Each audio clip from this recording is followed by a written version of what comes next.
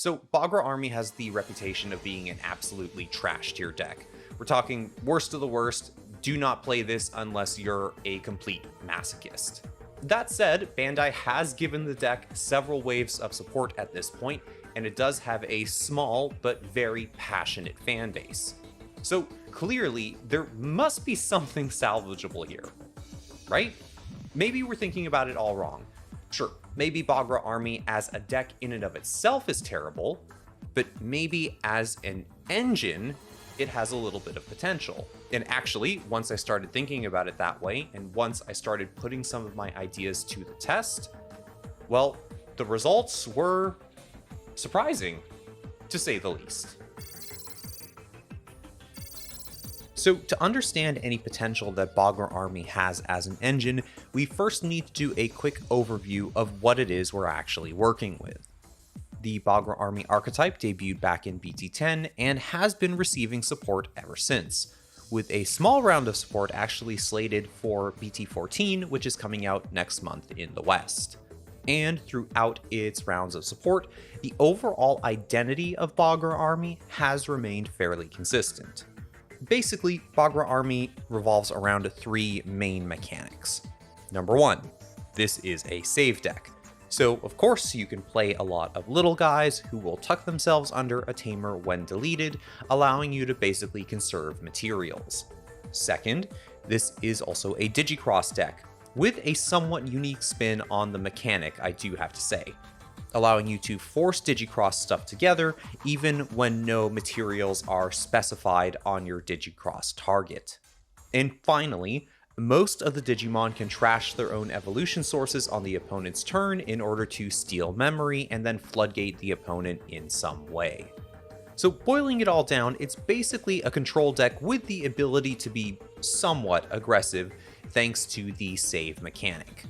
Unlike, let's say, Crossheart or Blue Flare, the entire Bagra Army archetype coalesces around one single tamer, and that card is BT10 Yuu Amano. On all turns, when a purple Digimon is placed underneath him, you gain a memory and you draw a card. Then, when you want to play a level 4 or higher Bagra Army Digimon, you can place up to 3 purple Digimon from under any of your tamers into that Digimon's evolution sources to reduce the play cost by 2 for each material placed. And you can do this even if the Digimon does not have digixros requirements. You also don't need to suspend Yuu for any of these effects. And, like I hinted at earlier, you can use the sources from other tamers for that forced digixros. And you also don't need to tuck Bagra Army cards to get that cost reduction. Simply put, Yuu is an absolutely broken card, and it's almost like they intentionally made the rest of the archetype kinda crappy to balance things out. The biggest difference, I think, between Bagra Army and its more successful BT10 compatriots, Crossheart and Blue Flare, is that almost none of its cards have Rush. So you can't really abuse the aggro potential of the save mechanic in order to pressure your opponent. Another big difference is that your big digixros targets, the Bagra Army generals, do not have material save. So unlike, say, BT10 Metal Greymon or Shoutmon Cross 5, when your boss monsters get deleted, you lose all of the materials. Now, another thing that stings here is that your bigger guys cost a lot to play, even with the full cost reduction from a single Yuu, which makes many of your plays very memory inefficient. And honestly, that means that stealing memory on the opponent's turn doesn't mean much when you've maybe given them 4 or more memory to work with. And of course, Yuu Amano is the only in-archetype tamer to date, which means that you can't do much if he doesn't show up. You can play other tamers and tuck things under them, sure, but you can't really do anything with the materials, and none of them are giving you the value of cycle and extra memory that Yuu Amano does. And basically, that's Bagra Army in a nutshell. It's a really great concept backed up by a fantastic tamer, but it is sorely let down by a lack of speed, a relative inability to recover, and an absolute lack of any pressure whatsoever. So now that we've got a good idea of what Bagra Army actually does, it's time to find a top end for it. Or at least another engine that will kind of synergize with what Bagra Army is trying to do. And fortunately, because Bagra Army is a purple deck, and purple is one of the most toolboxy colors in the game, well, there are plenty of options. In fact, there were so many options that I legit did not know where to start, so I put the question to all of you guys. I asked for your spicy builds, anything weird you'd seen out there in the field, and the results started flying in. Now, there were a bunch of them, but I think there were 3 in particular that really stood out to me. The first one was Ravemon. Ravemon is really cool. It debuted in EX4, and it has this really great loop where you can basically delete your Ravemons in order to force the opponent to discard cards from their hand and potentially trash their security. So there's this cool little interplay with the control that Bagra Army is trying to do by forcing people to trash stuff with Mad Leomon and, stealing their memory. Cool. But after exploring it a little bit, I found out that it didn't really work because Ravemon really wants its own archetype stuff in its sources, and it really wants to be attacking right away, neither of which really work with the way that the Bagra Army engine functions. The next suggestion that came up that really caught my eye was Cherubimon, and I guess by extension, Purple Hybrids. I'm a huge Hybrids fan myself, and I think the Cherubimon line is really cool because, yeah, Yuu Amano is a purple tamer, and Cherubimon's line allows you to spam out purple tamers from the trash, and obviously get a few really cool interactions. The big payoff also is that you pop your Cherubimon after you've hopefully swung and done a little bit of damage, and then it just floods the board with all these little guys, which, Bagra Army has access to. The problem with Cherubimon was that, like Bagra Army itself, it was just really slow, and in testing when putting the 2 engines together, it somehow became even slower. But the third suggestion I got, now that one had some promise. Somebody mentioned Belphemon, and at first I thought, okay, well, maybe it's purple, it's a demon lord, but it kind of just wants to do its own thing with the Gizmons, and most of its support is kind of built around that and trashing cards, so I didn't really think that it would gel. But once I started putting the cards together and really kind of reworking the Bagra Army base, well, all of a sudden, things were starting to look very, very promising. I cannot tell you how surprised I was by the way that Belphemon and Bagra Army play off of each other. The cycle and constant stream of cheap bodies provided by Yuu Amano and the lower level Bagra goons went a really long way in getting Belphemon to hit the field quickly and with its full effect. The fact that Belphemon is invincible for a turn and negates an attack makes it the defensive backbone that Bagra Army has been sorely lacking. And when Rage Mode fully awakens, blowing up all enemy level 5s or lower, gaining 3000 DP and an extra check, alongside the ability to swing twice, well, that makes up for Bagra Army's lack of aggression, so all in all, a fantastic boss monster. Well, pair of boss monsters, technically. It's not perfect, however. The deck does lack the aggressive discard engine that the Gizmons provided. So instead, I had to rely on the Demi-Meramon egg and a couple copies of Akihiro Kurata to get the rage modes in trash in order for sleep mode to actually absorb them. Kurata does have the advantage of offering you an out to level 6s by tucking itself into Belphemon's sources at the end of the opponent's turn, which is handy and does come up a lot more than you think it might. Sleep mode only tucking rage mode from the trash is a bit rough, but it is fair if you ask me. The fact that you get that tuck when digivolving or on play is also pretty wild. Thanks to Yuu Amano, it's pretty possible to slam sleep mode and not pass over too much memory, thanks to a couple early swings in the turn with some saving Bagra goons. And yeah, this can make that absolutely huge play come out of nowhere and really put your opponent on the back foot. In addressing sleep mode's need for trash turbo, I was able to work in a few copies of Belphemon's fellow demon lord Lilithmon, specifically the Bagra Army Lilithmon. On play, she mills 4, then you grab back 2 Bagra Army targets from your trash to your hand. And after that, you tuck 2 Bagra Army targets under one of your tamers.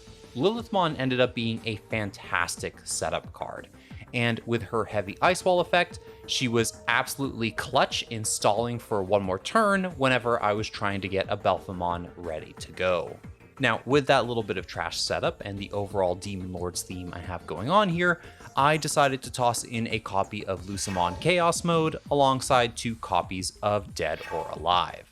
Basically, this is here to act as a cheeky security bomb and put a hefty body on board that could then evolve into Belphemon. Dead or Alive also has the added bonus of reviving Astamon, which can let you slam Belphemon on the opponent's turn out of nowhere. The Bagra Army stuff was pretty straightforward, with the only notable omission being BT10 Damemon. It doesn't have a floodgate effect, and it only plays you for free once, assuming you have an empty board, so I just ended up cutting it. Troopmon, Mad Leomon, and Armed Mode did the job well enough, and the ability of the latter two to digicross was critical in getting my hand size under 6 in order to fully awaken Rage Mode's destructive power. I also opted for a 1 of Chikurimon, since it combos surprisingly nicely with Astamon's Inheritable. Basically, Astamon summons back a level 4 or lower purple target if you trash cards on the opponent's turn. Trash from your hand specifically. So you can summon back Chikurimon, it deletes itself in order to search for a Bagra Army card from the top 5 of your deck, and then of course if you have a Yuu Amano in play, you can save it under Yuu, which will trigger the Tamer to gain a memory and potentially steal the opponent's turn. It's pretty cool, but very niche admittedly, which is why it's only at 1. And while I don't really like them, I did work in a few Hunters cards, specifically just 3 copies of Gumdramon. It's a purple rookie with save, it can digicross and come down for 2, and it can tuck a card under your Tamer to draw 1, which will also proc Yuu's effect, netting you a memory and another card. So really, if you play this guy out, digicrossing and use its on-play effect while Yuu is on board, this is basically a 1-cost rookie, which, yeah, is kind of nuts. And it does have this nice inheritable that lets you draw on the swing if you're attacking with a saver, which is important at times. You don't always want or need a small hand when you're playing with Belphemon. You just need to get to 6 and under on the turns that you're going for the kill. Finally, I included 1 copy of Matt Ishida, because starting with 3 memory makes slamming Astamon a bit more memory efficient, or at least it means that you're not going to pass over a gazillion memory when you go for the big play. I also wanted to run as many purple tamers as possible to make sure that I was always saving materials, because, Yuu Amano is not always available, and you do gotta get a couple swings in, you gotta get those materials ready, right? Thankfully, you can use the materials out from under the other tamers once it does hit the board, so just having these at an 8 count really makes sure that they're not just going to the trash where I really can't do anything with them. And specifically, I did want a different tamer than a 4th Karada, because Karada's draw and trash effect is mandatory. So in multiples, it can start to really eat your hand up a little bit and force you to discard cards that you probably need in the moment. And we'd like to avoid those awkward situations if we can. And that's the deck. The list has worked super well, and it's able to get Belphemon into play frighteningly fast. No, you aren't as blazingly fast as the Gizmon engine, but I think you are a lot more memory efficient and you can create a much more stable board. Adding that memory control from Bagra Army into the mix also does a really great job of slowing the opponent down or taking away routes of play that they might have used to out or at least manage the Belphemon that you're putting in play. Like, without a doubt, Belphemon does so much to lift Bagra Army out from the depths of unplayability. And in fact, the surprising synergy between the 2 archetypes is so good that, yeah, I'm gonna go out on a limb and say people need to try this build out. So it turns out that, yeah, you can actually build a somewhat competitive version of Bagra Army. You just need a little bit of help. A big, scary, satanic goat's worth of help, but, help nonetheless. And honestly, I think if you have the cards lying around, this is probably the most fun, interesting, and yes, competitively viable way to build Bagra Army at the moment. Outside, of course, of pairing it with the Hunters cards, but I mean, come on, That's been done before. It's not really that interesting, and personally, I think a lot of the Hunter's cards look really dumb, which just kind of turned me off of them right from the outset. Honestly, the big surprise for me too was the fact that the deck was able to really perform in testing, or at least outperform my expectations.